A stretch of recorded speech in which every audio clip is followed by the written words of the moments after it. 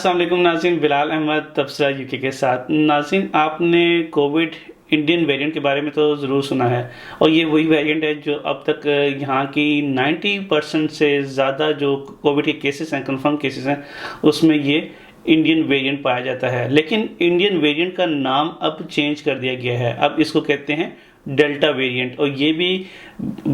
India کی حکومت نے یونائٹڈ نیشنز سے کمپلینٹ کی تھی کہ اس میں جو ہے وہ اس سے ہمارے ملک کی بدنامی ہوتی ہے، اس لیے اس کو انڈین ویریئنٹ کے نام سے نہ پکارا جائے۔ اس سے پہلے آپ نے سنا بھی تھا کہ کینٹ ویریئنٹ جو یو کے کا ایک علاقہ ہے، اس میں جو ڈسکور ہوا تھا اس کو کینٹ ویریئنٹ کے نام سے بولا جاتا تھا۔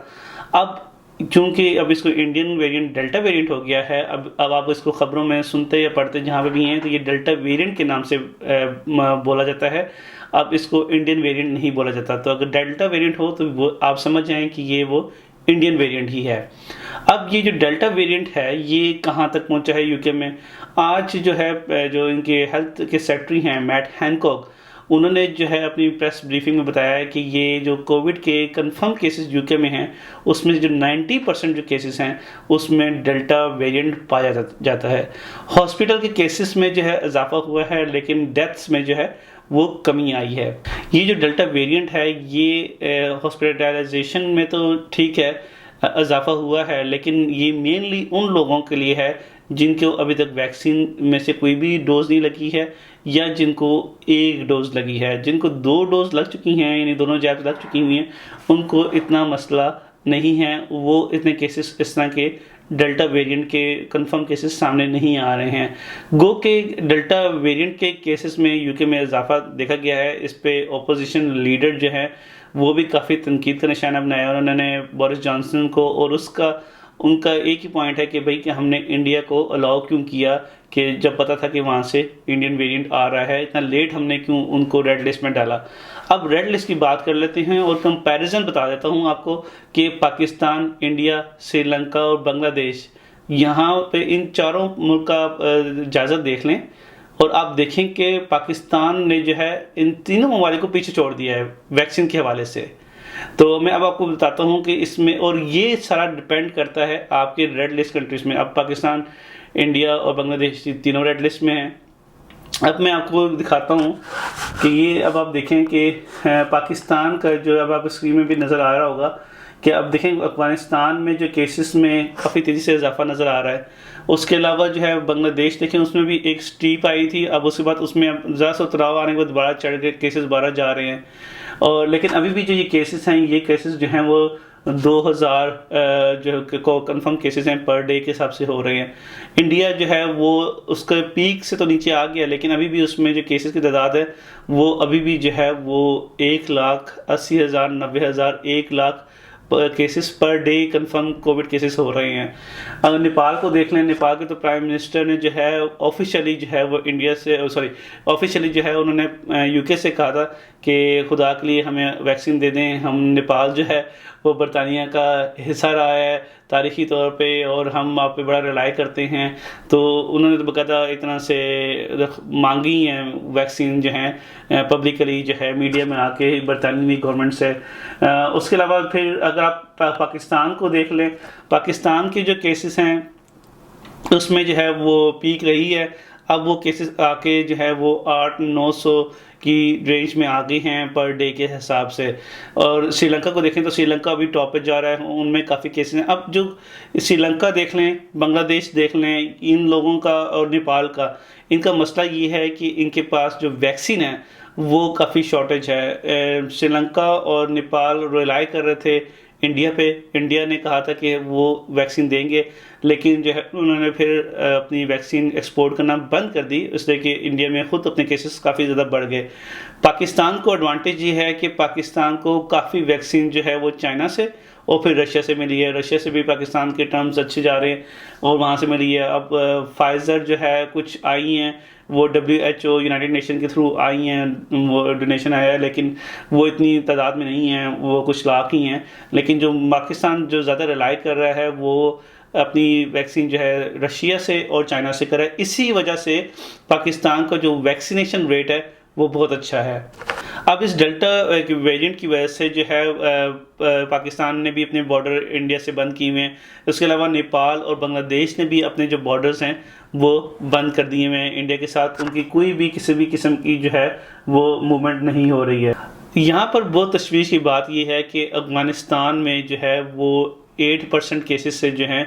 اب جو ہے 60% کیسز کا اضافہ ہو گیا ہے، یعنی 8% سے جمپ کر کے وہ 60% پہ چلا گیا ہے۔ تو یہ کافی پریشان صورتحال ہے۔ اس میں اگین وجہ وہی ہے کہ ویکسین کی شارٹیج ہے، ویکسین مل نہیں رہی ہے، اور باقی سوشل ڈسٹینسنگ جو ہے وہ ان ممالک میں وہ اتنا پاسبل ویسے بھی نہیں ہے۔ اچھا، اس پہ ایک اور بات جو ہے وہ مد نظر رکھنے والی یہ ہے کہ افغانستان میں کیسز 8% سے 60% تک جمپ کر گئے ہوئے ہیں۔ پاکستان گو کہ انڈیا کے ساتھ نیپال دیکھ لیں، سری لنکا دیکھ لیں، بنگلہ دیش دیکھ لیں، ان سب نے اپنی جو ٹریول موومنٹ ہے وہ بند کی ہوئی ہے، لیکن افغانستان نے بند نہیں کی ہوئی ہے، اور ان کی جو ہے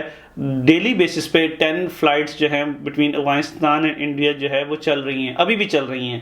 تو یہ بھی ایک کنٹریبیوٹنگ فیکٹر ہو سکتا ہے کہ افغانستان میں کیسز میں اچانک اتنا اضافہ ہو جانا with all these issues as well, کہ ان کے پاس ویکسین بھی نہیں ہے۔ تو اگر آپ ان سب چیزوں کو دیکھیں اور اس کے بعد پھر جائزہ لیں تو لگتا یہ ہے کہ ان ممالک میں گو کہ پاکستان کا ریڈ لسٹ میں سے نکلنے کے چانسز اس لحاظ سے زیادہ نظر آتے ہیں آن پیپر، کہ آپ دیکھ سکتے ہیں کہ پاکستان جو ہے وہ ویکسین کے حوالے سے جو ہے وہ کافی حد تک جو ہے وہ پروگریس کر رہا ہے کمپیئر ٹو ادر کنٹریز جو ریڈ لسٹ میں ہیں، مثال کے طور پہ سری لنکا، بنگلہ دیش اور انڈیا۔ لیکن مسئلہ یہ ہے کہ اب جو اطلاعات آ رہی ہیں یہاں کی UK گورنمنٹ سے، اس میں انہوں نے سب کو ایک کور میں ڈال دیا ہے، مثلاً پاکستان، انڈیا، بنگلہ دیش، سری لنکا،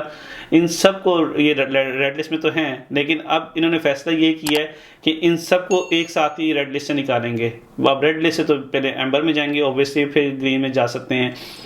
اب اس کی وجہ یہی ہے کہ پولیٹیکل ڈیسیژن ہے ان مائی اوپینین، اس کی اوبویسلی اگر وہ پاکستان کو نکال دیتے ہیں ریڈ لسٹ سے، اس پہ انڈیا ناراض ہو جائے گا، اور انڈیا آپ کو پتہ ہے کہ اس کا UK گورنمنٹ کافی اس پہ ریلائی کرتی ہے، یہاں کی جو اکانومی ہے، یہاں کا بزنس ہے، اس میں کافی انڈینس کا رول پلے کرتے ہیں یہاں انڈیا UK میں، تو اوبویسلی وہ اس چیز کا فیکٹر بھی وہ مد نظر رکھتے ہیں۔ پھر بنگلہ دیش ہے، بنگلہ دیش کی بھی ایکسپورٹ کافی UK میں آتی ہیں، ٹریڈ وائز بھی جو ہے وہ کافی اس کا انفلوئنس اب ہونے لگ گیا ہے، اس لیے وہ اب ڈیفیکلٹ پوزیشن میں ہوں گے کہ وہ پاکستان گو کہ اچھا کر رہا ہے ویکسین کے حوالے سے بھی، لیکن اس کو ابھی بھی نہیں نکالیں گے۔ اور جہاں تک میرا اپنا تبصرہ ہے کہ یہ ابھی جون چل رہا ہے اور یہ اکتوبر سے پہلے مجھے نہیں لگتا کہ پاکستان کو ریڈ لسٹ میں سے نکالا جا سکتا ہے۔ یہ ہو سکتا ہے اکتوبر کا اینڈ بھی ہو جائے، اور ڈپینڈس کہ انڈیا کیسے پرفارم کرتا ہے۔ تو پاکستان تو کر رہا ہے، لیکن اس کے ساتھ یہ دیکھنا پڑے گا کہ انڈیا کیسے پرفارم کر رہا ہے، وہ کتنا کنٹرول کرتا ہے۔ یہ بات یاد رکھیں، جس طرح میں نے ابھی پہلے کہا تھا کہ ابھی بھی انڈیا میں جو تقریباً 1 لاکھ کے کنفرم کیسز ڈیلی کے ہو رہے ہیں، اور یہ جو گروپ 7 کی میٹنگ ہوئی تھی، گروپ 7 لیڈرز کی UK کانول میں، اس میں بھی جو انہوں نے یونائٹڈ اسٹیٹس اور یونائٹڈ کنگڈم جو ہے پرومس کی ہیں جو ویکسین جو ہے وہ غریب ممالک کو دیں گے، اس میں بھی انہوں نے جو پلان بنایا ہے وہ 2022 کا بنایا ہے، یعنی اگلے سال تک کا پلان ہے کہ وہ ان ممالک کو ڈونیٹ کریں گے، تاکہ وہ ممالک بھی جو ہیں جو غریب ممالک ہیں، اس میں ناٹ نیسسرلی وہ مطلب پاکستان کے ساؤتھ ایسٹ ایشین کنٹریز ہیں، وہ افریقن کنٹریز بھی ہو سکتے ہیں، وہ میڈیٹرینین کنٹریز بھی ہو سکتے ہیں، لیکن یہ ان کا ایک مقصد یہ ہے کہ باقی دنیا کو بھی جو ہے ویکسین کے ساتھ جو ہے کووڈ فری کیا جائے، لیکن وہ تعداد جو ہے وہ اس کو امپلیمنٹ کرنے میں 2022 یعنی اگلا سال ہو سکتا ہے۔ تو ان سب کو دیکھتے ہوئے، ریڈ لسٹ کو دیکھتے ہوئے، مجھے نہیں لگتا کہ اکتوبر سے پہلے پاکستان، انڈیا، UK کی ریڈ لسٹ سے نکل سکتے ہیں۔ اگر نکل جائیں تو اچھی بات ہے، دعا کرنی چاہیے، لیکن ایسا لگتا نہیں ہے۔ تو یہ تھی انڈین ڈیلٹا ویریئنٹ کے حوالے سے اپڈیٹ اور کمپیریزن، جو ویکسین کا پروگرس جو ہے وہ پاکستان، انڈیا، سری لنکا، بنگلہ دیش اور افغانستان میں جاری ہے۔ آج کی ویڈیو دیکھنے کا آپ کا بہت بہت شکریہ۔ Thank you for watching this. السلام علیکم۔